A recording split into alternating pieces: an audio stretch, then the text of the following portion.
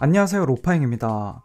요즘 지게차 기사님들은 일이 없어서 난리입니다. 하루 종일 대기만 하거나 아예 출근을 못 하시는 분들도 많은데요. 최근 몇 년 동안 주택 거래량이 줄어들면서 건설 현장 수요는 위축되고 지게차 등 건설기계 일감도 함께 감소하고 있습니다. 경기 불황과 중소기업 위축은 매일 역대급을 기록하고 있는데요. 고금리에 설비 투자 위축, 공장 폐쇄 등으로 중소기업의 생산, 운송 수요가 크게 줄어들어 지게차를 활용하는 일감 자체도 감소하고 있는 추세입니다. 거기에 정부의 노후 지게차, 조기 폐차 지원 정책 시행으로 기존 장비의 사용 기간이 단축되면서 신규 수요도 줄고 있는데요.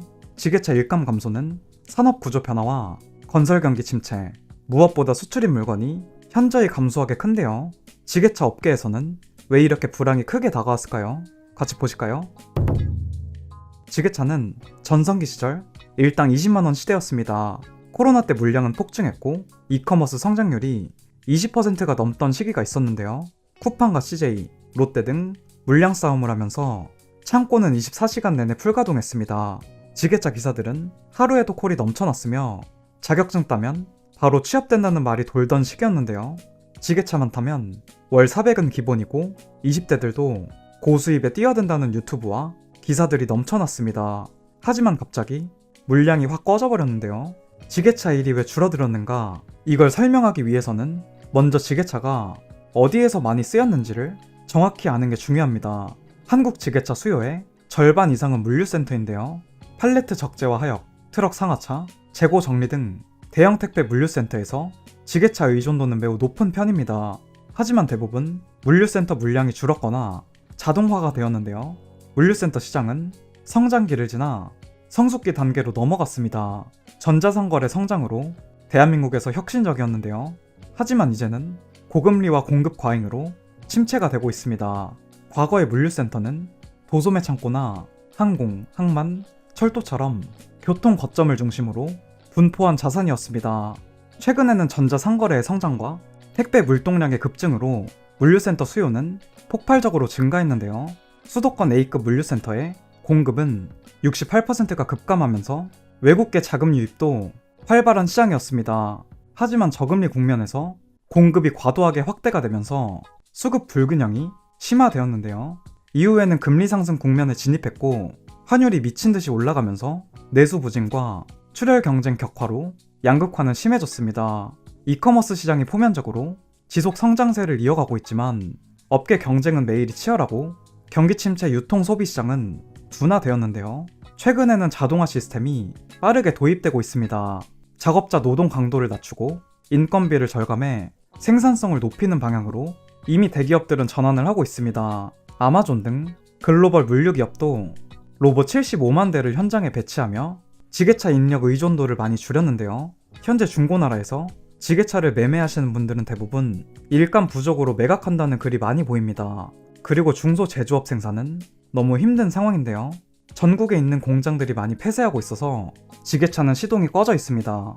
하루에 최소 1000건 이상 콜이 떠야 하는데 200건도 안 올라온다고 하는데요. 새벽부터 나와서 허탕치고 들어가는 날이 많다고 합니다. 특히 중국으로 넘어가던 중간재 같은 물동량이 요즘에는 또 끊겼는데요. 산단을 가보면 중장비 차량부터 대형 컨테이너가 길게 늘어서 흡사 주차장처럼 보입니다. 소재와 부품 산업을 이끄는 중소제조업이 점점 추락하고 있는데요. 국내 은행, 중소기업 대출 평균 연체율은 점점 심각해지고 있습니다. 2020년 평균 연 2.97%였던 중소기업 대출 금리는 0.55%까지 올랐고 중소기업 대출 잔액은 계속 쌓이고 있습니다. 2019년 742.6조 원이었지만 2023년에는 1037조 6조 원까지 늘었는데요. 금리가 오르면서 설비 투자가 위축돼 주문량은 매년 반토막 수준이고 유통량 단가가 크게 줄어드니 일감 자체가 사라졌습니다. 원달러 환율이 1470원대를 돌파하면서 고공행진을 이어가는 가운데 일각에서는 내년 환율이 무려 1600원대까지 오를 수 있다는 비관적인 전망까지 얘기가 나오고 있는데요. 원화 가치가 16년 만에 최저 수준으로 추락하면서 수입 원자재 비중이 높은 중소기업들은 사업 지속 여부까지 고민하는 심각한 시기입니다. 주물이나 알루미늄 가공 등 원자재를 해외에서 수입하는 중소기업들은 환율 급등으로 수입 원자재 값이 크게 오르면서 정말 벼랑 끝에 서 있는데요. 한국 중소기업의 국제화 성공 여부가 제조업의 제2의 도약 발판이 되어야 하는데 산단들은 처참히 쓰러지고 있습니다. 광양 지역 같은 경우에는 지역 생산의 88.5%와 수출의 97.5%를 철강 산업에 의존하고 있는데요. 최근 저가 철강제 수입 확대부터 내수 부진이 겹치면서 지역 경제 전반이 위축되었고 위기 지역으로 지정되었습니다. 여수와 서산, 포항에 이어 네 번째 지역으로 지정된 건데요. 제조업이 무너지면서 철강과 석화 등 심장 부는 유령 도시 위기에 직면한 상황입니다. 산업 경쟁력 악화로 일자리가 줄어들며 유령 도시가 되고 경쟁력은 점점 사라지고 있는데요. 공장 가동률은 70%대이고 창고 반입과 반출이 줄어들면서 지게차 필요도 감소하게 되었습니다. 창고 회전율이 줄어들어 지게차가 필요한 순간이 아예 사라진 건데요. 최근 커뮤니티에 올라온 글을 보니 예전에는 콜 2-3개였는데 요즘에는 하루에 콜 1개도 운빨이라고 합니다. 일하면서 월 350만원 받고 있었는데 지금은 200만원 밑으로 떨어졌다고 하는데요. 대기업 물류센터조차 아르바이트 지게차 기사의 일감을 줄이고 있습니다. 단순 상하차는 외국 인력이 대거 유입되었고 지게차 포함 현장 인력은 단가 인하 압박까지 있습니다. 그리고 아마존과 테무, 알리익스프레스 같은 C커머스의 물량이 늘고 있는데요. 해외 직배송은 한국 물류센터나 지게차가 필요가 없습니다. 대다수가 해외 물류센터에서 직배송이 되면서 택배로 물건을 받는 구조인데요. 중국과 미국 창고에서 항공과 해상을 거쳐 한국 우체국을 통해 집으로 안전하게 배달이 됩니다. 한국 내 지게차 기사의 수요는 거의 제로에 가까워졌는데요. 출하 포장부터 팔레트 작업을 모두 현지의 로봇과 인력으로 처리하고 있으며 테무와 아마존은 자동화 강도가 훨씬 강한 편입니다. 마지막으로 가장 심각한 건설업의 위기인데요. 건설업계는 현재 역대급으로 일이 없습니다.